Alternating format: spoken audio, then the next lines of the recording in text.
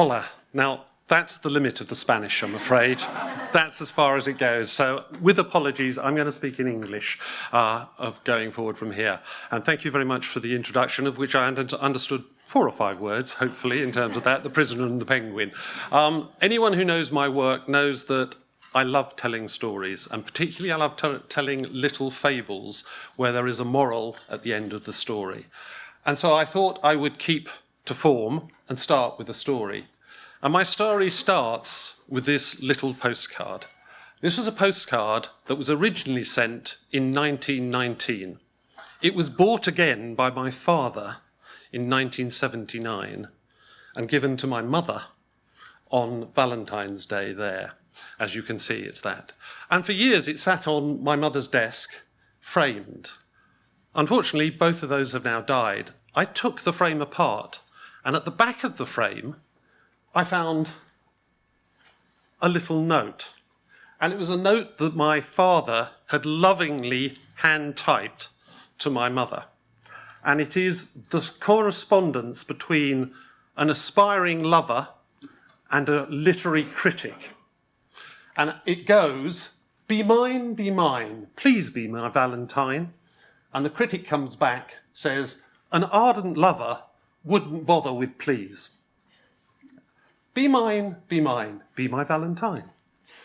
As your poem will arrive on the 14th of February, you reflect adversely on your recipient's intelligence by referring explicitly to Valentine.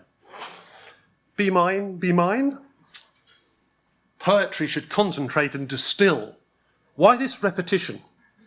Be mine. This possessive attitude is outmoded, an unpleasant residue of male chauvinism. Be. I like this. Concise and full of implications. Yes, I think this is what we should have. The message that was sent, be mine, please be my Valentine. As you can see, the moral of the story, other than actually, isn't it nice that there are families where parents stay together for a lovely long time, is actually, for me, it's about simplicity and the danger of oversimplifying things. And I want to introduce you to 3 sirens of simplicity. 3 Americans, as you can see, from various eras. One of which, the first, if I can get this to work, is Rossa Reeves. Part of the inspiration for Dan from Mad Men, but actually the guy who introduced the unique selling proposition. The idea that you have to have a single-minded proposition if you are going to communicate well. What is interesting is that is based on no science whatsoever. It is based on what he wanted to say. It got adopted by the industry and they loved it. It got reinforced 20 years later by Al Ries and Jack Trout in their famous book, Positioning. And probably the most famous quote from that book is, in an over-communicated society, you need an oversimplified message. The press to get more and more simple really took off at this point, and people wanted to keep it simple, they wanted to reduce it. Your brand had to be absolutely brought down to the most few words, few thoughts as possible. What is interesting is brand positioning has developed over time, and we've moved from all those years ago where it was a mark of ownership to a guarantee of quality when Lever started to introduce it with Sunlight Soap and the others. Then it became brand as product, the real era of Rossa Reeves, the single-minded proposition. Persil washes whiter. What could be simpler or stronger than that? What is interesting was technology caught up and everyone could wash as white. So how did you then differentiate yourself? It wasn't what you did, it was the way in which you did it. And we entered the era of brand as personality. So it was the personality and the distinctiveness that happened. And increasingly now, it is brand as purpose. What is your purpose? What is your reason for being? What drives you in terms of building the marketplace? However, while this has been going on, that drive for simplicity has carried on and on. And this is a lovely cartoon I picked up, and I wish I could credit the person who did it, but I nicked it as ever from the net of that. And what he traces here is the design logo for Starbucks. And as you can see, as it evolves, it is getting more and more simple. What he did, however, was he said, there's a trend there. What's going to happen in the future? And he predicted we're going to continue to simplify it. What is interesting is that actually this real pressure to define your brand as one word. Would you like to be described as one word? At this point, I normally pick on the audience, somebody in the audience, but I don't know anyone in the audience really, so I'll pick on myself and I'll go, I'm sure I was introduced about my work background, my work with branding and how that works going forward. That's part of me. When I get home, I've got a wife, I've got 5 children. I act and am very different with them. When I go out and watch football, I go out with a whole load of mates and I act very differently. I talk differently. We discuss different things. That idea of reducing me down to one word is really dangerous. It doesn't get the richness and the breadth of who I am. And if you think about doing that for yourself, would you like to be described in one word or even one sentence of that? Nowadays, brands have to compete on a much bigger, broader space. And to do that, they don't have to just be completely single-mindedly. They need depth, they need variety, they need complexity. I found this quote, and I have to say I use this quote now all the time. It's from quite a nice source, as you can see. What he actually said, he's often told, it gets shortened to make everything as simple as possible. What he actually said was make everything as simple as possible, but not any simpler. The problem is those last 3 words, they get dropped off, they get simplified away, but they are absolutely crucial. In a complex world, you have to simplify things, but not oversimplify things. Do brands have one idea? Well, I'll take a very British one, as you can see, with the language, I come from there. The BBC, great British brand. Each mission statement says, it should enrich people's lives with programs that inform, educate and entertain. Sorry, that's not one word. That's not even one idea. That's 3 ideas. Actually, this idea of richness and breadth really adds appeal, adds depth and adds longevity to brands. The notion 50 years ago, 100 years ago, was there was one product, had one brand. Dove started off as the Dove bar. Nowadays, it isn't that. It's all sorts of things and means all sorts of things to different people and has to talk to those people at different times and in different places. And it has to talk to men now as well. So there's so much more that it needs to do. I picked on some small little brand, I think, some small Spanish brand, and said, actually, do they have one target audience? No, they don't have one target audience. They have a whole range of target audiences, and they need different messages and different ideas to engage with those audiences. So if they're talking to me as an author, that's a very different conversation than trying to sell my book to the public. It's very different talking to perhaps the universities and what they want. And understanding those different target audiences is absolutely key.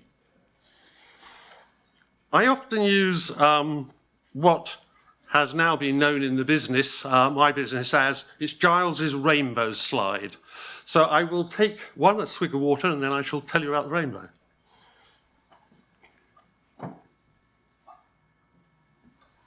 Brands, as I was saying, quite often have a purpose, but they are often a big conceptual purpose.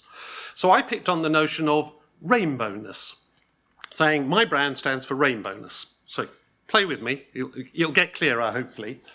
When I go and talk to my investors about how I'm going to build my rainbow brand, I talk to them about the pot of gold at the end of the rainbow, because as investors, that's what they want to hear about. When I talk to my emotionally led customers, I talk about the beauty of the rainbow and how wonderful it is, this natural effect. When I talk to perhaps more functional customers or my R&D department, I talk about the science of rainbow and how it's a spectrum and how light refracts and all of those elements. And when I talk to my employees, I give them 7 pencils, 7 different colours, and I say, are you going to help me create the rainbow?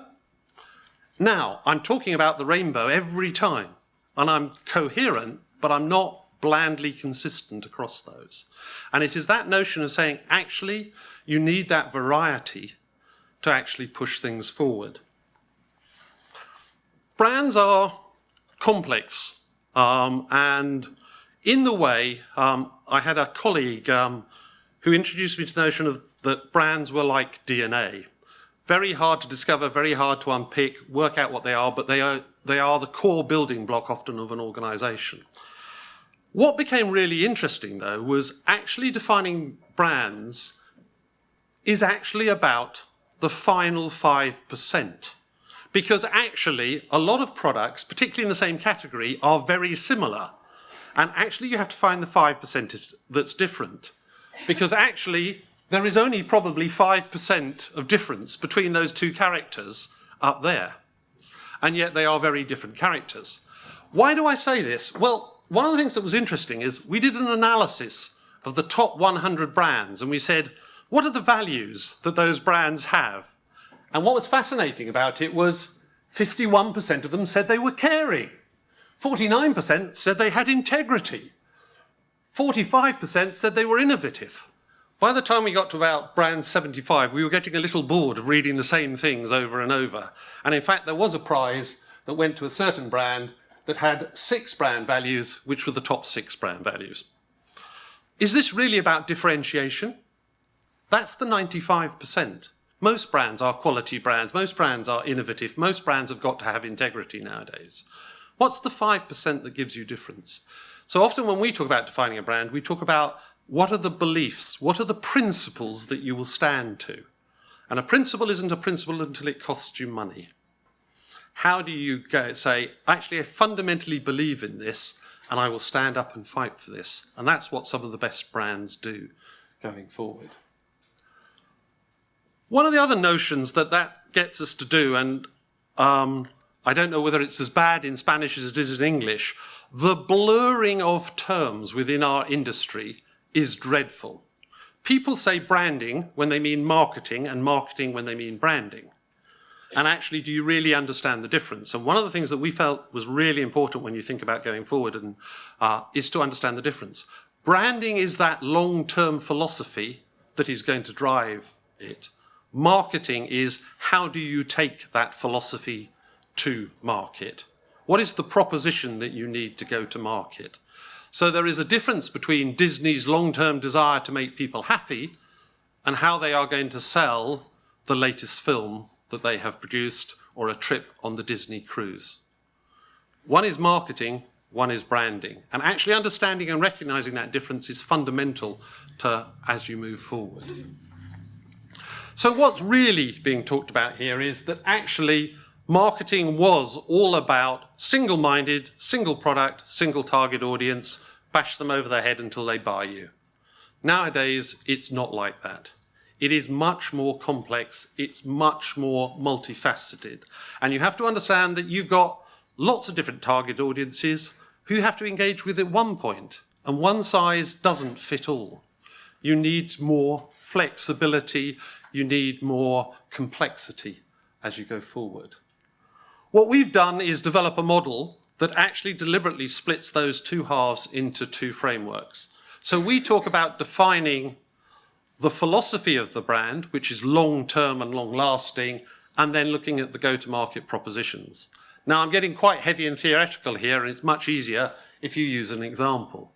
So here's an example which hopefully everyone can relate to, Disney. Disney's purpose overall is to make people happy. Fairly simple, actually not that differentiated in terms of that. There are a lot of brands out there that would say that they try and make people happy. What is interesting is they have a series of beliefs that they do and drives them forward. So anything under the Disney name is supposed to be suitable for all the family. That's why they cut Pirates of the Caribbean 3 so harshly because they were in danger of getting a certificate that would mean that only teenagers and above could go to it. They had to recut it so everyone could go to it. They talk about being an entertainment company, not a business. And actually, they often say, if you go for an interview at Disney, you don't actually go for an interview at Disney, you go for an audition. And you become a cast member, not an employee. They take it to that sort of level. And happy endings, they believe in happy endings wherever possible. What is interesting is they have turned down, a number of financial institutions have said, can we do a children's bond with you? And they go, can you guarantee that it will go up rather than down? That it will always go up and won't go down. And they go, no, technically we've got to put that at the bottom. And they go, thanks, but no thanks. So they turn down opportunities for that. It's a principle, it costs them money of where they do it. And then, specifically, if you look across all that they do, whether it's the latest film, whether it's worlds, whether it's cruises, whether it's TVs, they have different variations on a message that are consistent with the philosophy, but change as necessary for their target audiences. So if you think about what I've been talking about, the phrase we have often used is the notion of brand multiplicity. And this is where we nicked that idea from. It comes from a philosophical term, and it's the idea about the state of things being in constant flux. And the philosopher we nicked it from talked about a sand dune. We can see a sand dune and we see it there. But a sand dune very rarely stays exactly the same shape for any period of time. The wind comes along, grains get blown over, it moves, it changes, but it's still a sand dune and moves forward. In the same way, that's what modern brands do. It has customers arriving, customers leaving. It has new products, new services. It is attaining a certain amount of status for a while, but it also needs to be constantly moving. It's often said that you have to preserve the core while stimulating change. And I'll leave you with another quote from a lovely American journalist who was suitably cynical, who said, for every complex problem, there is an answer that is clear, simple, and wrong. So, perhaps rather than keeping it simple, we need to keep it complex, stupid. Thank you very much.